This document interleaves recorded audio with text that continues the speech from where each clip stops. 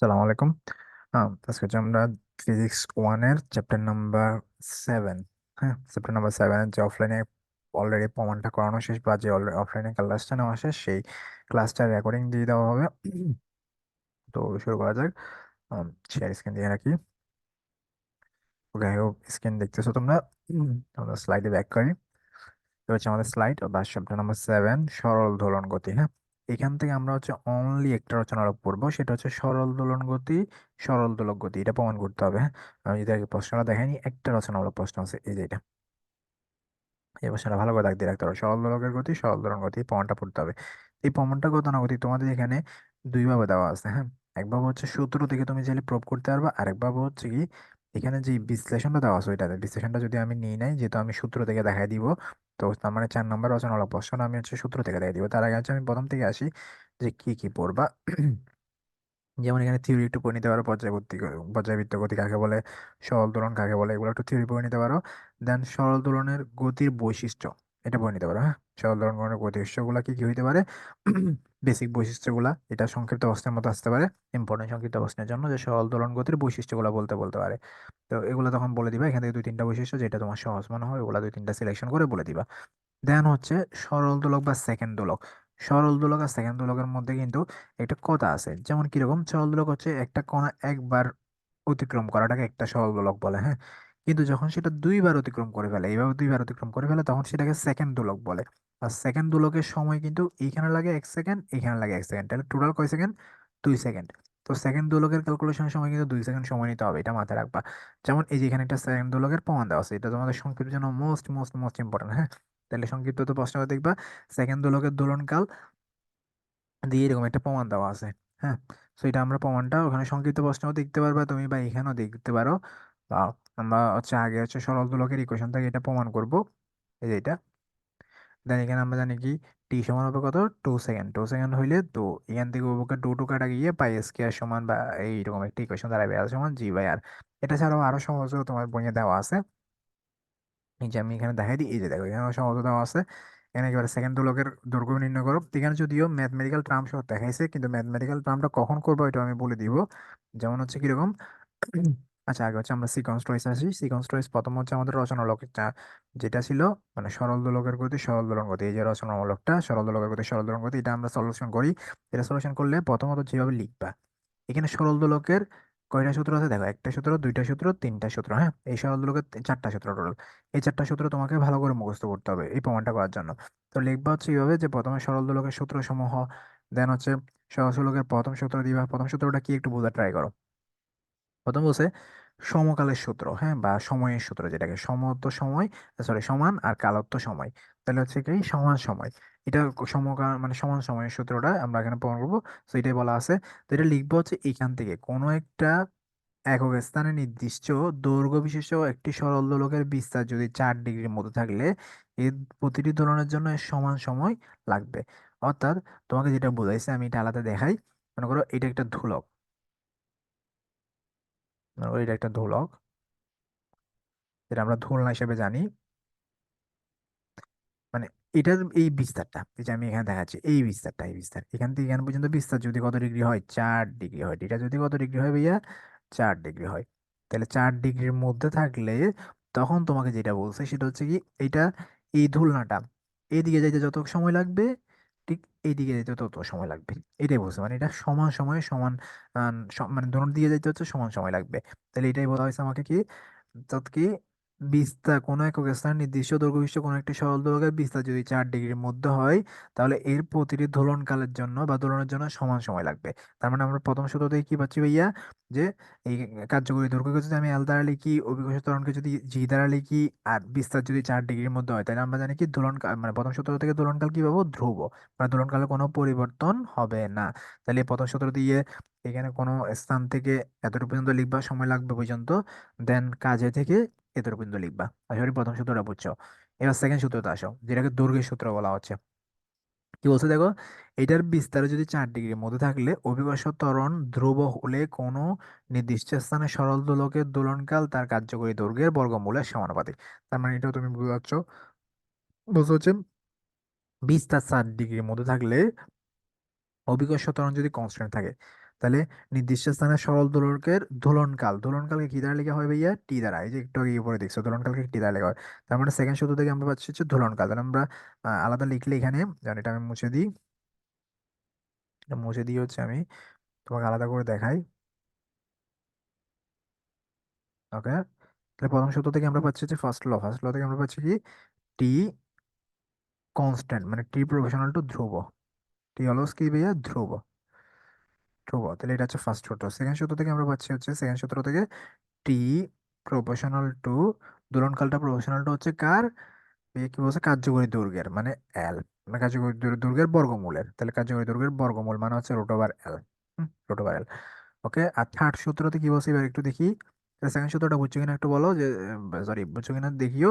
যে বিস্তার 4 ডিগ্রির মধ্যে থাকলে অভিকর্ষ ত্বরণ ধ্রুব হলে কোনো নির্দিষ্ট স্থানে সরল দোলকের দোলনকাল কি হবে? কার্যকরী দৈর্ঘ্যের বর্গমূলের সমানুপাতিক। এই যে কার্যকরী দৈর্ঘ্যের বর্গমূলের সমানুপাতিক। আশা করি বুঝছো। এবার হচ্ছে আমরা থার্ড লতে যাব। থার্ড লতে যাওয়ার আগে এখানে কতটুকু লিখে পড়ে তাকাই দিই। যদি এই যে দোলনকাল এত হয়, কার্যকরী দৈর্ঘ্য এত হয়, সূত্র অনুযায়ী লেখা যায় যে টি প্রপোর্শনাল টু এল, এত পর্যন্ত লিখবা। এরপর 3 নম্বর সূত্র চলে যায়। 3 নম্বর সূত্র বলছে হচ্ছে ত্বরণের সূত্র। বিস্তার যদি 4 ডিগ্রির মধ্যে হয়, নির্দিষ্ট দৈর্ঘ্য বিশিষ্ট কোনো একটি সরল দোলকের দোলনকাল ওই স্থানের অভিকর্ষ ত্বরণের বর্গমূলের ব্যস্তানুপাতিক। তাহলে কি বলছো ভাইয়া? অভিকর্ষ ত্বরণের দোলনকালটা, এক কথায় বলতে গেলে দোলনকালটা হচ্ছে কি অভিকর্ষ ত্বরণের বর্গমূলের ব্যস্তানুপাতিক। তাহলে এই যে দোলনকালকে আমরা কি দ্বারা লিখি ভাইয়া? টি দ্বারা। প্রফেশনাল টু 1/√জি। এই দ্যাটস ইট, হয়ে গেল অবিভাজ্য ধরনের বর্গমূলের ব্যস্তানুপাতিক। এই হচ্ছে আমার 3টা ল ছিল, হ্যাঁ। এবার এই 3টা ল ছাড়াও আরেকটা ল আছে। এই তিনটা, এটাতে কতটুকু লিখবে এটা তাকাই দিচ্ছি। পিসা 4 ডিগ্রির মধ্যে থাকলে দোলনকাল আকৃতির উপর নির্ভর করে না। এই যে এতটুকু, সরি এটা তো ভর সূত্রটা, ব্যস্তানুপাতিক এবং হচ্ছে এই যে এটা লাগাই দিবা, শেষ। আর 4 নম্বর সূত্রতে কি বলছে? বিস্তার 4 ডিগ্রির মধ্যে থাকলে কার্যকরী দৈর্ঘ্য স্থির থাকলে কোনো স্থানে সরল দোলকের দোলনকাল এটার উপাদানের উপর নির্ভর করে না। দ্যাটস ইট, এতটুকু লিখবা, উপাদানের উপর কি নির্ভর করে না। ওকে, এই 4টা সূত্র লিখার পরে ভাইয়া যেটা করবা সেটা হচ্ছে কি, তোমার এরপরে এখান থেকে আমরা সরাসরি এই 4টা সূত্র থেকে আমরা গাণিতিক প্রমাণটা বাকিটা করে নিব। দেন বাকি প্রমাণটা, অর্থাৎ আমাদের যে প্রমাণটা করতে হবে আর কি, সরল দোলকের গতি, সরল দোলন গতি, তো ওইটার জন্য আমাদের আর এখান থেকে আর কিছু লিখতে হবে না। এই 4টা লিখার পরে তোমরা লিখবো হচ্ছে প্রথম সূত্র, মানে সরি প্রথম না, দ্বিতীয় এবং হচ্ছে তৃতীয় সূত্র। দ্বিতীয় আর তৃতীয় সূত্রতে ভাই আমরা কি পাইছিলাম? এই যে আমি এখানে লিখে রাখছি। দ্বিতীয় সূত্রতে পাইছি হচ্ছে আমরা root over T root over L, sorry T proportional to root over L, আর টি প্রফেশনাল টু 1/√জি। তো এই 2 আর 3 যদি আমি কম্বিনেশন করি, তাহলে তুমি পরের পার্টটা তোমাদের বইয়ে নাই, ওইটা এখান থেকে আমি যেভাবে লিখে দিচ্ছি ওভাবে লিখবা। 2 ও 3 নং হতে, 2 ও 3 নং হতে পাই আমরা কি টি একটা কমন আছে, কমন নিলাম, প্রফেশনাল চিহ্ন, দেন উপরে হচ্ছে রুট ওভার এল, আর নিচে হচ্ছে root over G. That's it বে। এই দুইটাকে মিলাইলে আমার এরকম হচ্ছে, তাই না? এখন দেখো, এখানে আমরা তোমরা ভালো করে জানো হচ্ছে টি থাকবে, প্রবেশনার জন্য একটা সমানচিহ্ন দিতে হবে, একটা কনস্ট্যান্ট দিতে হবে। আর কনস্ট্যান্ট হিসেবে আমরা কি ইউজ করলাম ভাইয়া? কে ইউজ করলাম। আর রুট ওভার এল যেরকম আছে ওইরকম থাকবে, রুট ওভার জিও যেরকম আছে ওইরকম থাকবে। দেন এবার বোঝার ট্রাই করো। এখানে আমরা হচ্ছে কি এই দোলনকালটা, একটা যখন দোলনকাল হয় তখন সেটাকে আমরা বলি হচ্ছে 1 পাই অতিক্রম করছে। আর আমরা জানি কি একটা দোলনকাল করতে পুরোটা একটা মানে মানে কি বলে, পুরো একটা অস্তিত্ব অবলম্বন করে, হ্যাঁ। তো তার মানে এখানের মধ্যে এটা দেখা যায় কি, এখান থেকে যাত্রা শুরু করে এখান পর্যন্ত ওভার ক্রস আসতে আসতে এটা 360 ডিগ্রি পথ অতিক্রম করে। কত ডিগ্রি ভাইয়া? 360 ডিগ্রি, যেটাকে আমরা ম্যাথমেটিক্যাল টার্ম অনুসারে বলা যায় 2 পাই। কত বলা যায়? 2 পাই। তার মানে এখানে যে কনস্ট্যান্টটা আছে সেই কনস্ট্যান্টের জায়গাতে আমরা কত বসাই দিব? 2 পাই বসাই দিব। 2 পাই। আর এদিকে হচ্ছে রুট ওভার এল ছিল, রুট ওভার এল, এদিকে রুট ওভার জি ছিল, root over G. That's it, হয়ে গেল। টি ইকুয়াল টু হচ্ছে তার দোলনকাল সমান 2 pi into root over L root over G. That's হচ্ছে কার্যকরী দোলকের যে সমীকরণটা, সেটা প্রমাণ হয়ে গেল। তার মানে আমাকে এটাই প্রমাণ করতে বলছিল, সরল দোলকের গতি, সরল দোলন গতি। এতটুকু পর্যন্ত লিখে দিয়ে তুমি লিখে দিবা, সুতরাং বলা যায় সরল দোলকের গতি। এখানে এরপর লিখে দিবা সরল দোলকের গতি, সরল দোলন গতি। তাহলে আশা করি প্রমাণটা তোমার ক্লিয়ার হয়ে যাওয়ার কথা। তাহলে কি কি লিখতে হবে ওগুলো বলে দিলাম। প্রমাণটা তুমি এইভাবে লিখে নিবা, তাহলে হচ্ছে তোমার অনায়াসে করতে পারবা। দেন এখানে আমি একটা ম্যাথ নিয়েছি, চ্যাপ্টার 7 আর একটা হচ্ছে ম্যাথ আছে। সেটা হচ্ছে বলে দিলাম যে সংক্ষিপ্ত প্রশ্ন আকারে আসতে পারে সেকেন্ড দোলকের এর কার্যকরী দৈর্ঘ্যের মান।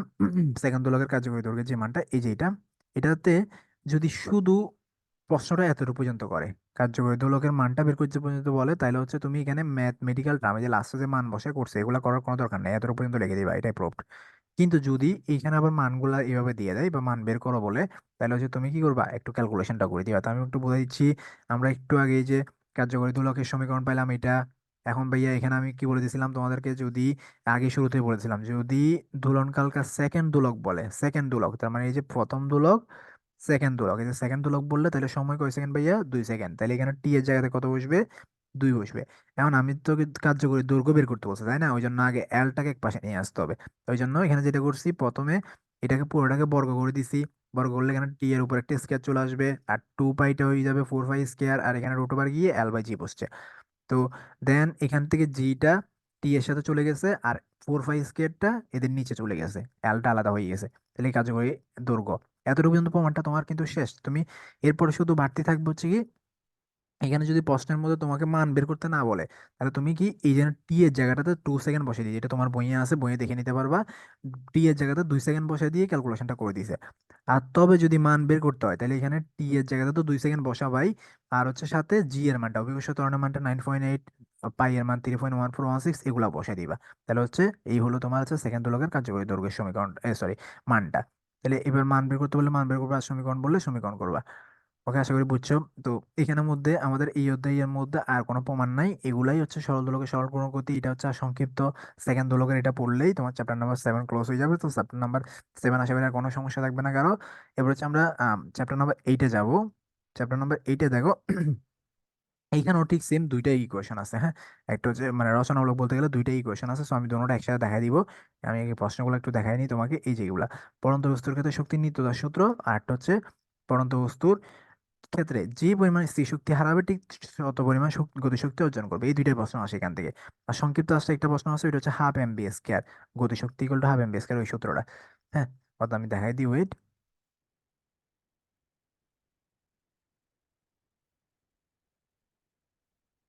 এই যে এটা গতিশক্তি equal half M V square, এই প্রমাণটা আসে, হ্যাঁ, গতিশক্তি equal to half M V square, এটা এই যে গতিশক্তি equal to half M V square, এই প্রমাণটাই আসে। এটা হচ্ছে সংক্ষিপ্ত প্রশ্ন। আর রচনামূলক প্রশ্ন আসছে ওই যে দুইটা দাগাই দিলাম, ওই দুইটা আসবে। এলে আমরা হচ্ছে প্রথম থেকে আসি অধ্যায়ের। প্রথম হচ্ছে কাজ ক্ষমতা শক্তি, তুমি এখানে কাজ কাকে বলে, ক্ষমতা কাকে বলে, শক্তি কাকে বলে, এগুলো শিখে নিবা। দেন এখান থেকে স্থির শক্তি গতিশক্তির পার্থক্যটা বুঝে নিবা। স্থির শক্তি মানে তোমরা জানো যে কোনো একটা বস্তু চলমান অবস্থায় যে শক্তিটা লাভ করে সেটাকে আমরা বলি স্থিতিশক্তি। আর কোনো একটা বস্তু, না সরি, কোন একটা বস্তু স্থির অবস্থায় থাকে যে শক্তিটা লাভ করে, তাহলে সেটাকে আমরা বলে হচ্ছে স্থির শক্তি। আর যে কোনো একটা বস্তু গতিশীল অবস্থায় যে শক্তিটা লাভ করে সেটাকে হচ্ছে আমরা বলি গতিশক্তি। তাহলে এখানের মধ্যে গতিশক্তি আর স্থির শক্তি আশা করি বুঝছো। তাহলে এরপর হচ্ছে তুমি এখান থেকে পার্থক্যগুলো বেসিক শিখে নিবা। তারপর হচ্ছে এখানে ওই যে গতিশক্তি স্থির শক্তি নির্ণয়ের সূত্রটা, ইপি, ইপি মানে হচ্ছে এনার্জি অফ পটেনশিয়াল বা পটেনশিয়াল এনার্জি, হ্যাঁ। আর এদিকে হচ্ছে ই কে মানে হচ্ছে কিনেটিক এনার্জি বা এনার্জি অফ কিনেটিক, যেটাই বলো। গতিশক্তি কিভাবে লিখে আমি শর্টলি, আর এটা সূত্র হচ্ছে হাফ এম বি স্কয়ার, এটা সূত্র হচ্ছে এম জি এইচ, এগুলো তোমাকে মুখস্থ রাখতে হবে। এরপর হচ্ছে আমরা এখানে আসি যে আমাদের স্থির শক্তির যে পরিমাণটা, ওইটা বের করার নিয়মটা একটু দেখো, বা সংক্ষিপ্ত প্রশ্ন যেটা হাফ এম বি স্কয়ার বললাম সেটা প্রমাণটা। সো এটা তুমি এইভাবে মন্দন দিয়ে না করো, তুমি চাইলে ত্বরণ দিয়েও করতে পারো। সো এটা আমি এখানে বিকল্প নিয়মটা লিখে দেখা দিচ্ছি, তুমি বিকল্প নিয়মটা ফলো করতে পারো। সো আমরা জানি কি, বি স্কয়ার সমান ইউ স্কয়ার, আমি কারণ আমি অফলাইনে বিকল্প নিয়মটাই দেখাইছিলাম, ইউ স্কয়ার। ওকে, আমি এটা আলাদা দেখাই, এখানে লেখা যাচ্ছে না, এটা মুছে দিই।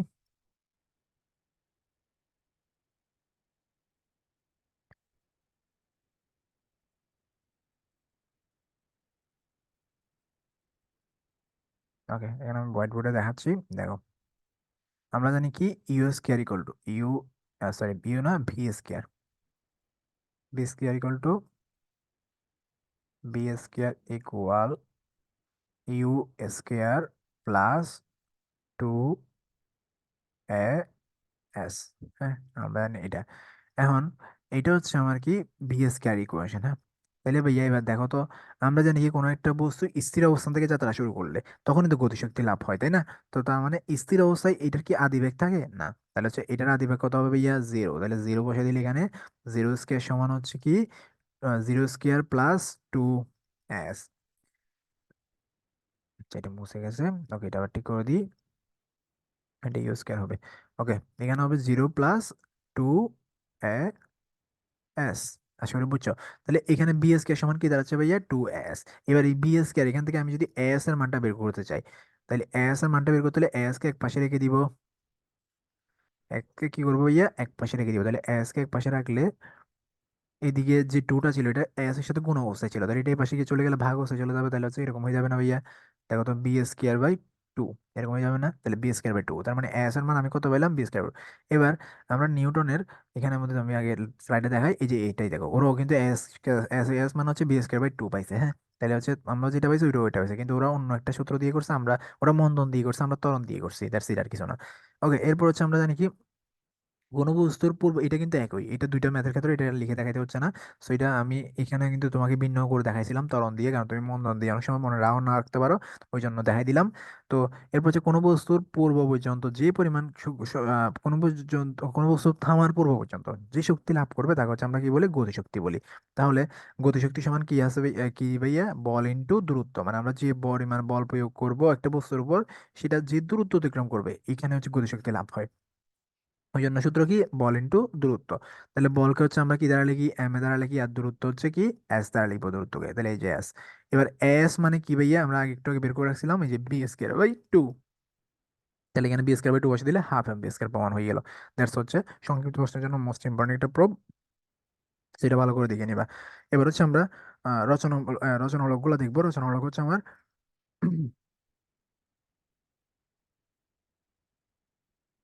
রচনামূলক হচ্ছে আমার দুইটার মধ্যে একটা হচ্ছে এই যে এটা শক্তি নিত্যতার সূত্র, হ্যাঁ, শক্তি নিত্যতার সূত্র।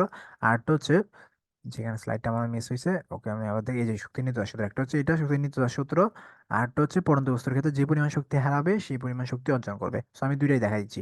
তাহলে প্রথমটা মানে রচনামূলক যে প্রথমটা আছে শক্তি নিত্যতার সূত্র, সেটা এখান থেকে তুমি শক্তি নিত্যতার সূত্রটার প্রথমে বিবৃতিটা লিখবা। বিবৃতিটা কি দেখো, শক্তি সৃষ্টি বা ধ্বংস নেই, শক্তি কেবল এক রূপ থেকে আরেক রূপে রূপান্তরিত হতে পারে বা পরিবর্তন হতে পারে। তাহলে এটার আগেও যা থাকবে, পরও মোট শক্তির পরিমাণ তা থাকবে, মানে অপরিবর্তিত, মানে এটা কোনো পরিবর্তন হবে না। এটাই আমরা এখন মানে প্রমাণ করব। তাহলে অর্থাৎ কি প্রমাণ করব, যে শক্তির আগে যা ছিল এখনো তা, পরেও তা থাকবে, এরকম। যেমন একটা এক্সাম্পল স্বরূপ আমি একটা চিত্র নিতে হচ্ছে এখানে, এই যে চিত্রটা দেখো, এখানে তিনটা পয়েন্টে শক্তি বের করে দেখাইছে, হ্যাঁ। আমরা এই যে তিনটা পয়েন্টের শক্তি দিয়ে আমরা প্রমাণটা করবো, যে এখানে এ পয়েন্টে যা শক্তি ছিল, বি পয়েন্টও তা থাকবে, সি পয়েন্টও তা থাকবে। কেন ভাইয়া, ওই যে শক্তি নিত্যতা সূত্র, যা শক্তি কোনো পরিবর্তন হয় না, শক্তি আগে যা ছিল এখনো তা, পরেও তা থাকবে, হ্যাঁ। ওই জন্য এখানে এ পয়েন্টে যা থাকবে, বি পয়েন্টও তা, সি পয়েন্টও তা, এটা হচ্ছে আমার শক্তি নিত্যতা সূত্র। সেটা পয়েন্ট ক্যালকুলেশন করার জন্য এবার দেখো, প্রথমে বাংলাতে লিখে নিবা, মনে করি অ্যাম্বর বিশিষ্ট, যেগুলো তোমার লিখে হাতে সুন্দর করে লিখবা, মনে করি অ্যাম্বর বিশিষ্ট একটি বস্তু ভবিষ্যতে এই উচ্চতায় এ বিন্দুতে উঠানো হলো, এ বিন্দুর স্থির অবস্থায় আছে, মানে এটা বস্তুটা, মানে একটা স্বাভাবিক বস্তু এখন কোথায় আছে, এই এ পয়েন্টের মধ্যে বসে আছে। তাহলে এটার গতিশক্তি এম জি এইচ, গতিশক্তি ইকুয়াল টু জিরো। ওকে, এত কিছু না লাগে, ওদের ওরা ওদের মতো লেখার দরকার নাই, তুমি তোমার মতো করে লিখবে। কিভাবে দেখো, আমি বাংলাতে বলে দিচ্ছি, সুন্দর করে লিখে নিবা। প্রথমে এগুলা কাকে বলে, সরি কাকে বলে না, মানে কি বলে, প্রথমে যে বিবৃতিটা দিবা, তারপর হচ্ছে এখানে চিত্রটা যা করছো তা লিখবা। দেন এখানের মধ্যে প্রথমে এবার বোঝার ট্রাই করো, প্রত্যেকটা পয়েন্টে আমরা দুইটা দুইটা করে শক্তি বের করবো, একটা হচ্ছে গতিশক্তি আর একটা হচ্ছে স্থিতিশক্তি। গতিশক্তি আর স্থিতিশক্তি বের করার পর ওই দুইটা যোগ করলে তবে এরা কি পাবো, মোট শক্তি। আর আমার তো দরকার মোট শক্তি, তাই না? তো এই জন্য আমি প্রত্যেকটা পয়েন্ট, এই পয়েন্টটারও গতিশক্তি স্থিতি বের করার ট্রাই করবো, এই পয়েন্টেরও গতিশক্তি স্থিতি, এই পয়েন্টেরও গতিশক্তি স্থিতি। এবার আসো প্রথমে পয়েন্টে। এবার দেখো ভাইয়া, বস্তুটা কিন্তু অলরেডি এখানে বসে আছে, হ্যাঁ। তো এখানে যখন বসে আছে তার মানে কি, এটা স্থির অবস্থায় আছে না? আর স্থির অবস্থা থাকলে এখানের মধ্যে কি কোনো গতিশক্তি থাকবে না, যার কারণে গতিশক্তি হবে পয়েন্টে কি, জিরো। আশা করি বুঝছো, যে এখানে কোনো বস্তুটা বসে আছে, তাহলে এখানে বস্তুটা বসে থাকলে কি কোনো গতিশক্তি হবে? গতিশক্তি মানে আমরা কি জানি, কোনো একটা বস্তু চলমান থাকলে যে শক্তিটা, সেটাকে গতিশক্তি বলে।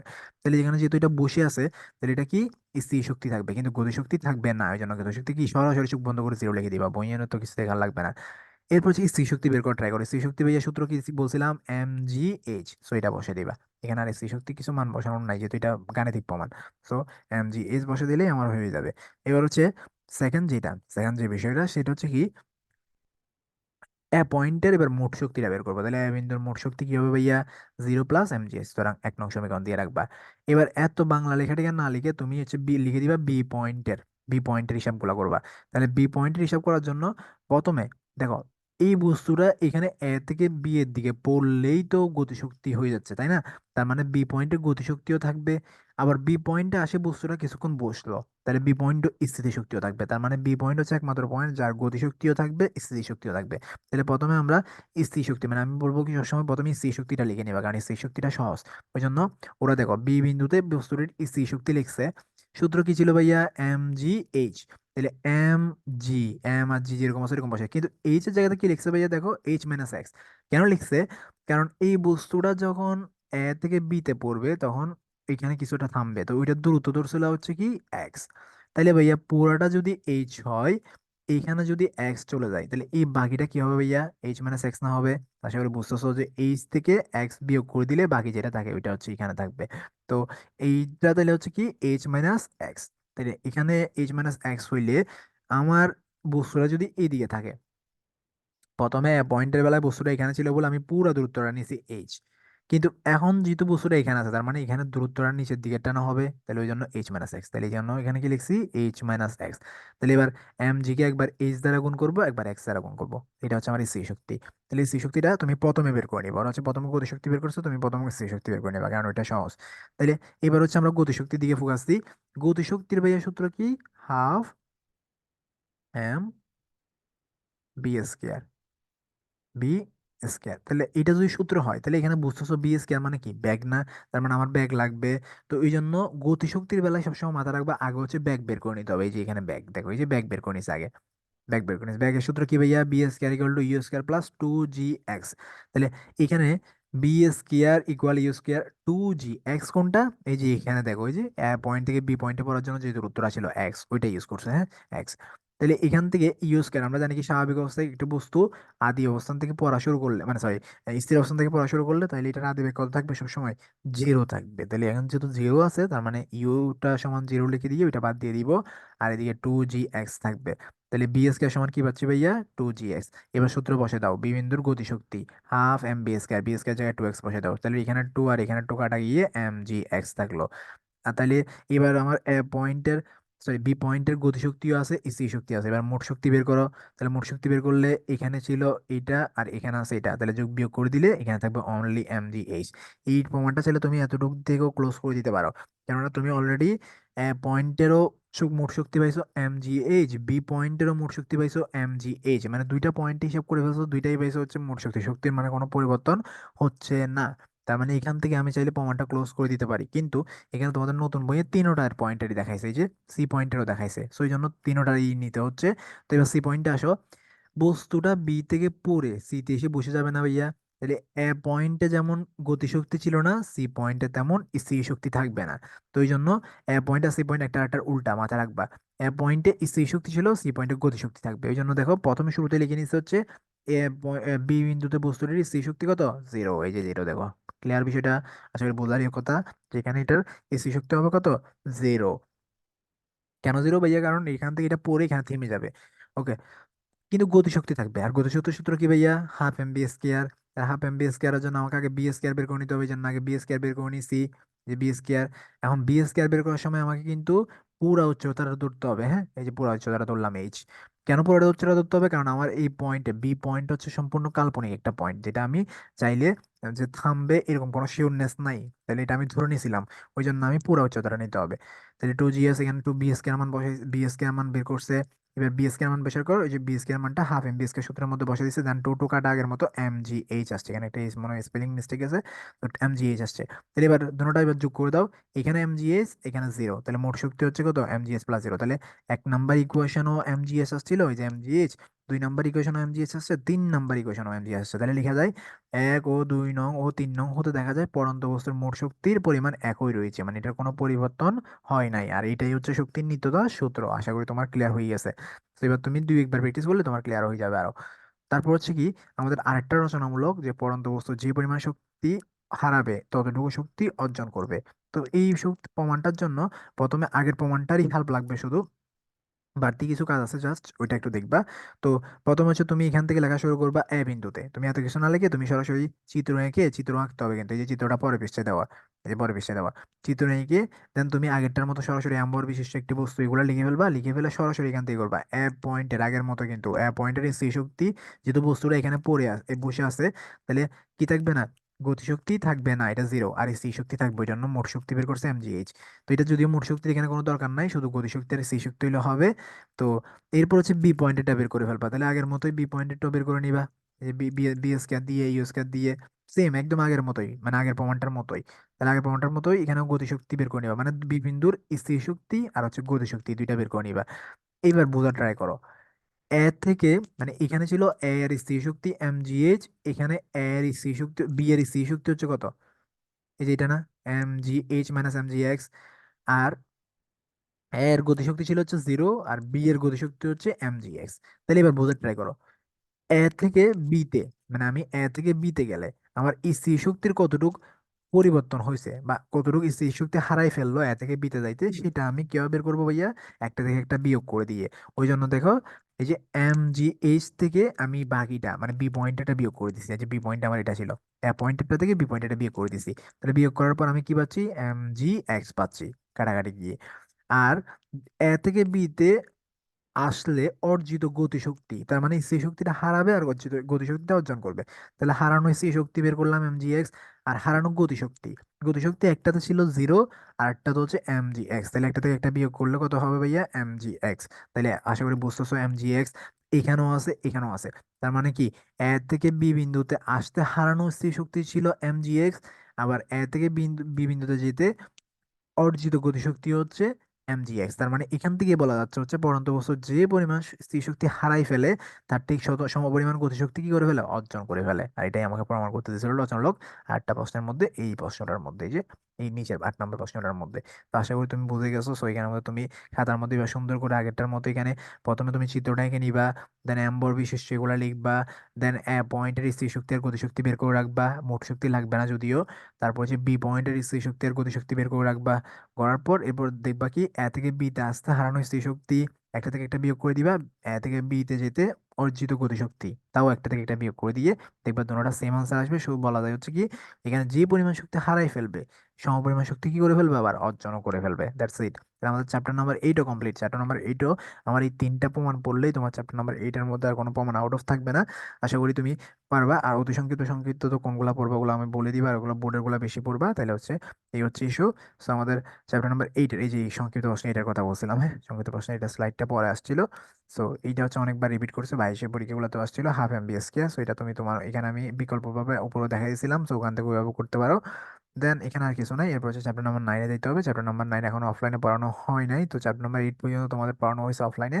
তো তোমরা এই 3 অধ্যায় মানে 6, 7, 8 এগুলো কমপ্লিট করে ফেলবা। ধন্যবাদ।